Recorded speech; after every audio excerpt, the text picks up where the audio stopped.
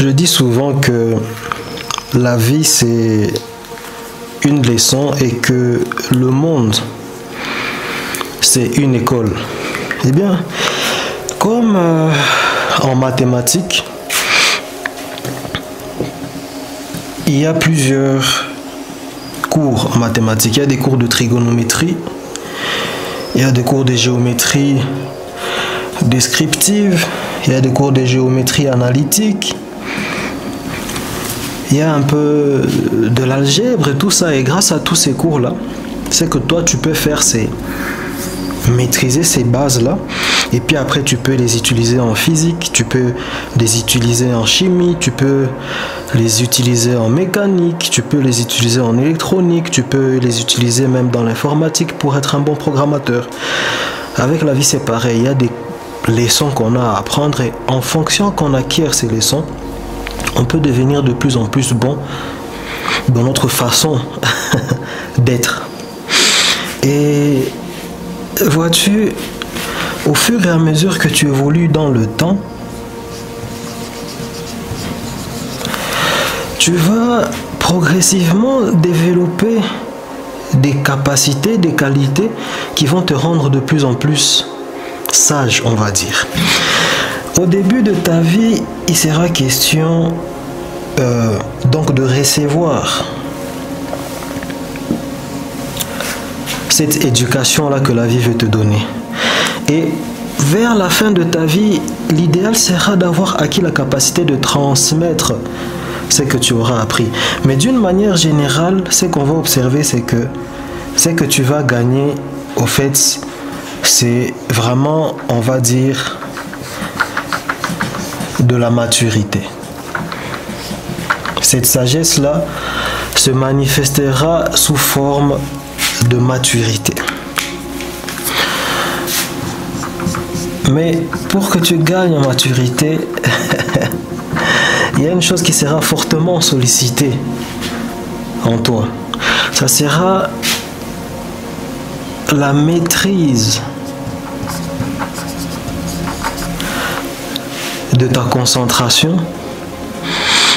et la maîtrise et le contrôle aussi de ton être. Donc la maîtrise et le contrôle, on va dire, de soi sont des choses qui vont grandir au fur et à mesure que tu évolues dans la vie. Dans les premières parties de ta vie, cette maîtrise et ce contrôle de soi ne seront pas aussi sollicités que vers les dernières phases de ta vie. Les phases où tu auras maintenant, on va dire, la capacité à transmettre ce que tu auras appris tout au long du temps que tu auras passé à vivre et à devenir de plus en plus mature. Et si tu rates ces premières phases de ta vie, toutes les autres phases de ta vie peuvent être foutues en l'air. On va aller là.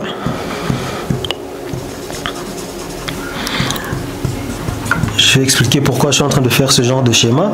Au fait, dans les premières phases de ta vie, quand tu es encore un bambino, un bébé en grandissant, on peut dire que ça peut aller jusque vers 7 à 13 ans.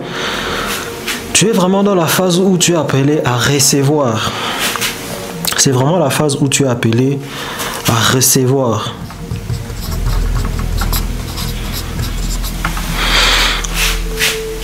C'est une phase où ton plus grand challenge sera d'apprendre à te contenir.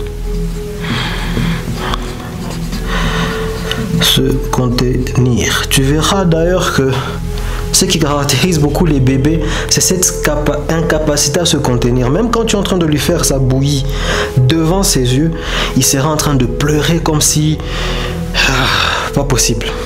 Donc, dans ces premières phases de ta vie, l'objectif sera vraiment d'apprendre à te contenir. Si tu n'as pas bien appris à te contenir, lorsque tu vas entamer la deuxième phase de ta vie, qui commence quelque part ici vers 13 ans, qui peut finir vers 25, 30 ans, ça sera la phase où tu vas, on va dire la phase vraiment où tu entres dans la phase de la consommation. Tu seras quelqu'un qui va, là on dit les jeunes, tu seras quelqu'un, parce que tu ne sais pas te contenir, ta façon de consommer la vie, ta façon de consommer les choses sera tellement désordonnée que tout ce que tu feras après, ici par exemple, là où tu entres dans la phase de la production, produire, là où tu es appelé à être un adulte, là où tu es appelé à apprendre à gérer les choses, parce que pour produire, il faut apprendre à gérer les choses. Lorsque tu seras appelé à aller plus loin, dans la phase où il faut maintenant apprendre à offrir,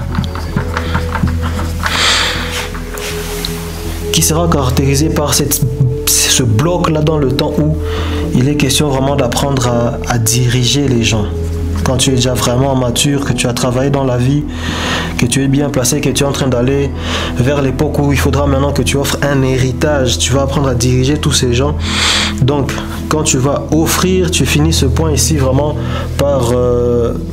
c'est là où vraiment tu offres tout ce que tu as appris comme sagesse et tout à ceux qui sont appelés à le recevoir.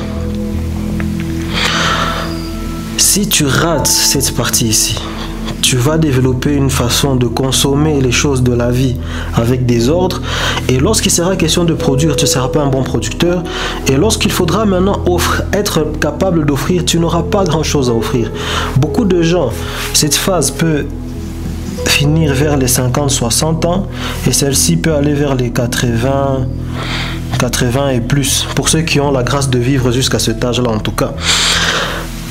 Pour beaucoup de gens, la conséquence du fait d'avoir échoué ici, certes, peut venir du fait d'avoir été dirigé par des personnes irresponsables, mais le fait d'échouer, cette partie qui est une partie très sensible de la vie, fait que tout le reste ici sera capoté, et que lorsqu'ils vont arriver vers la phase 50-60 ans et qu'ils n'auront pas produit beaucoup de choses dans cette phase parce qu'ils ont mal appris à consommer, à se contenir, ici, pardon, j'ai oublié, se contenir.